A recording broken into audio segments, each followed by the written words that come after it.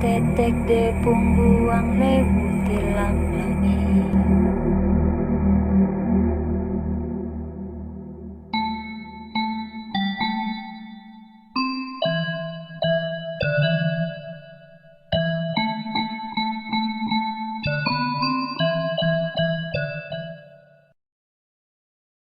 Di sebuah pondok kecil yang berada di tengah hutan, jauh dari desa, hiduplah seorang ibu dan anak perempuannya. Mereka hidup di pondok itu dengan berladang. Kemudian, hasil dari berladang itu mereka jual atau tukarkan ke desa sekitar dengan berbagai keperluan untuk hidup mereka. Ya, berladang adalah mata pencaharian mereka. Awalnya mereka adalah keluarga yang utuh, namun sang suami kemudian harus meninggal dunia karena sakit. Sehingga, yang tersisa dari keluarga itu hanyalah sang istri dan anak perempuannya yang bernama Tenten Puren. Karena kehilangan suaminya, sang istri pun harus menjadi tulang punggung keluarga untuk menghidupi anak perempuannya itu.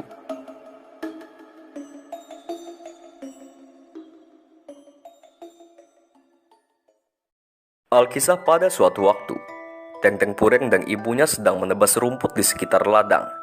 Dan tiba-tiba, mereka menemukan sebuah lubang ular yang cukup besar.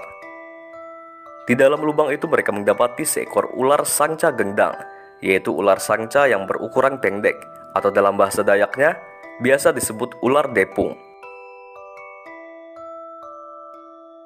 Walau ular itu memiliki ukuran yang pendek, namun tubuhnya sangatlah gemuk dan berisi. Ibu dan anak itu kegirangan menangkap ular tersebut, karena memang daging dari ular depung itu sangatlah enak. Mereka pun memasak daging ular itu dan memakannya dengan lahap sampai mereka kekenyangan. Walau begitu, sisa dari daging ular depung itu masih tersisa banyak. Karena masih banyak tersisa, ibu Tenten Puren pun berniat untuk menjual sisa daging tersebut ke desa terdekat yang bernama Desa Tilap Langit.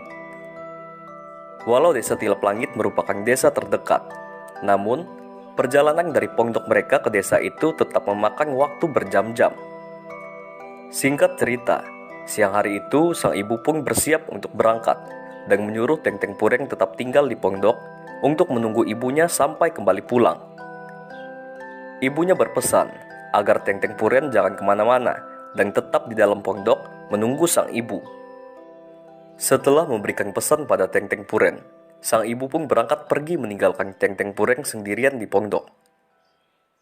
Tenten Puren menuruti perkataan ibunya dengan berdiam diri di dalam pondok dan tidak pergi kemana-mana.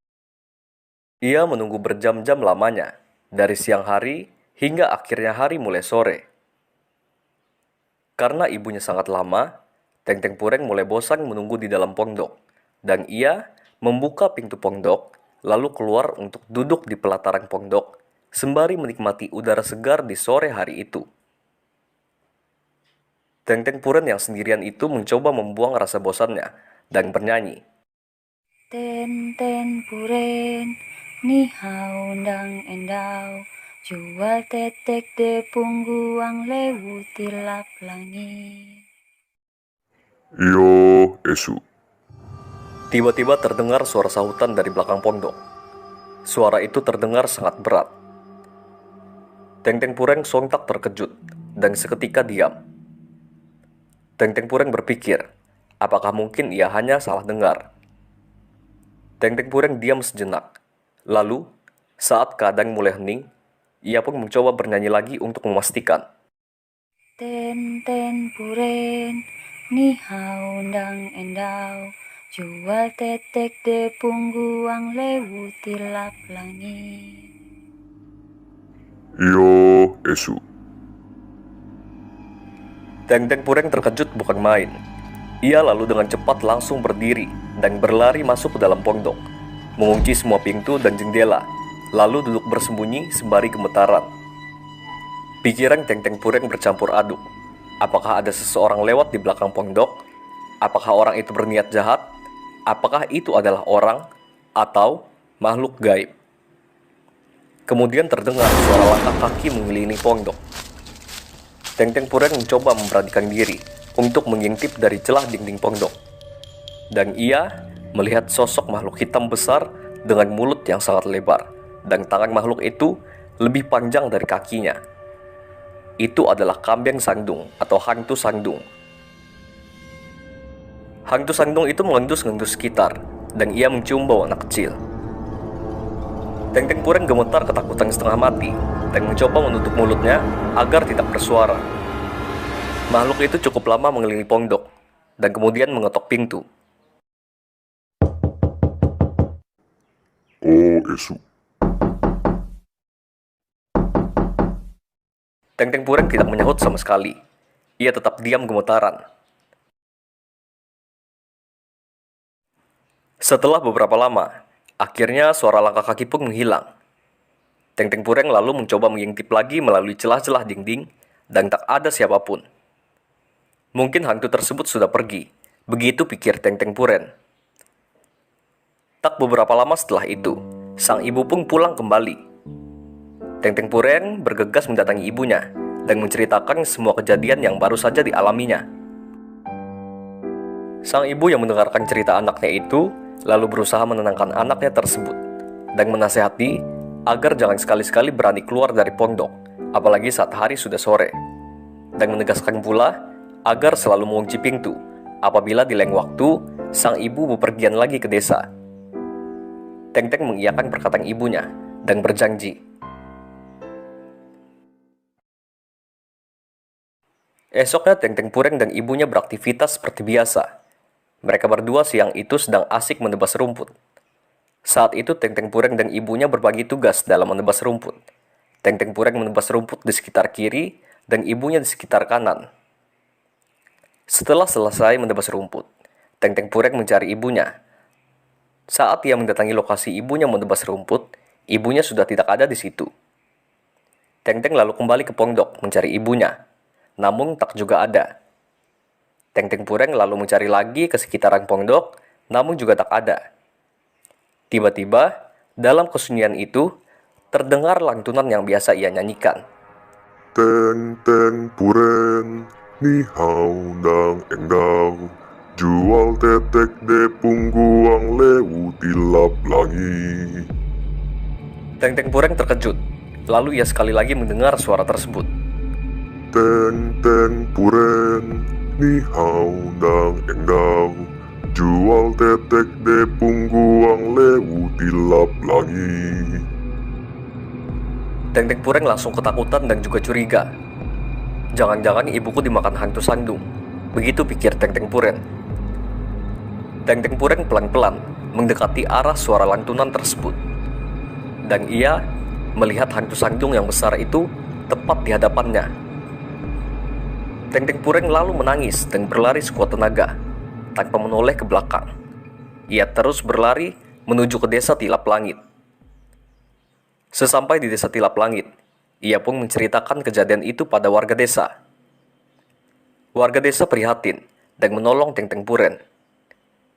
Mereka dengan banyak rombongan dan membawa beberapa orang pintar pergi menuju pondok Teng-teng Pureng.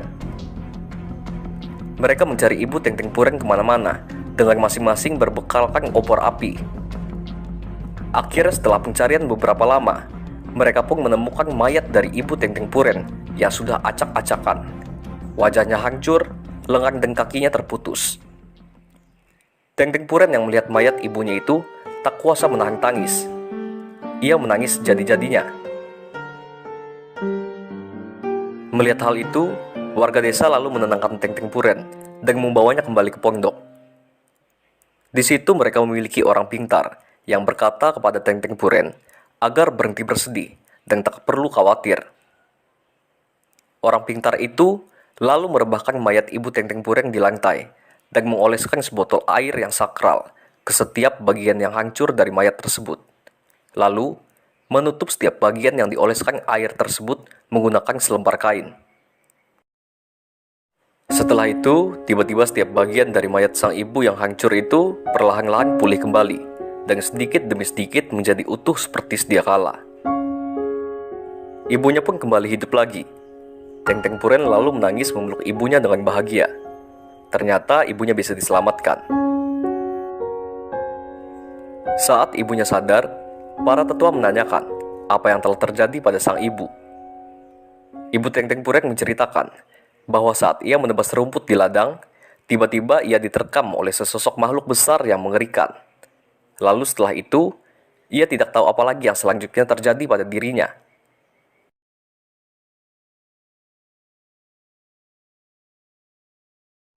Setelah mendengar semua itu, orang-orang sepakat untuk menangkap makhluk yang telah menyerang Ibu Teng-Teng Pureng. Mereka mengadakan ritual. Dalam ritual itu, mereka menggunakan pohon bamban dan menancapkannya di tempat kejadian. Pohon bamban itu diikat satu persatu agar menjadi bentuk kaki dan tangan dan tubuh manusia. Lalu, didandani dan dipakaikan pakaian selayaknya manusia. Kemudian, setelah semua persiapan untuk menjebak itu siap, orang-orang bersembunyi dan menyuruh Teng-Teng Pureng bersenandung seperti biasa untuk memancing makhluk tersebut keluar. Teng-Teng Pureng lalu bersenandung. Ten Pureng, ni hao ndang endao, jual tetek de pungguang lewu tilap langit. Hantu Sangdung yang mendengarkan lantunan itu pun terpancing dan menampakkan dirinya. Hantu Sangdung itu lalu menerkam pohon bamban yang dikiranya adalah Teng-Teng Pureng. Namun hantu itu lalu tersadar bahwa yang ia terkam bukanlah manusia, melainkan pohon bamban. Hantu itu terkejut, namun sudah terlambat. Warga desa sudah keluar berbondong-bondong menggunakan rotan, lalu menangkap dan mengikat hantu Sangdung itu. Hantu Sangdung mengamuk, namun tidak cukup kuat untuk melepaskan banyaknya rotan yang mengikat dan membelenggu tubuhnya.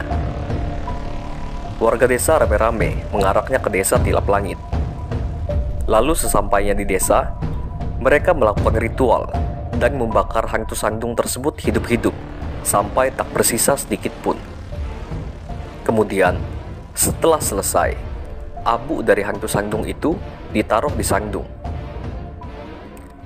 Setelah kejadian itu, tak pernah ada lagi kejadian hantu Sangdung menyerang manusia. Lalu bagaimana Teng-Teng Pureng dan ibunya? Mereka kembali hidup bersama dan kembali menjalani kehidupan berladang mereka di pondok seperti sedia kala.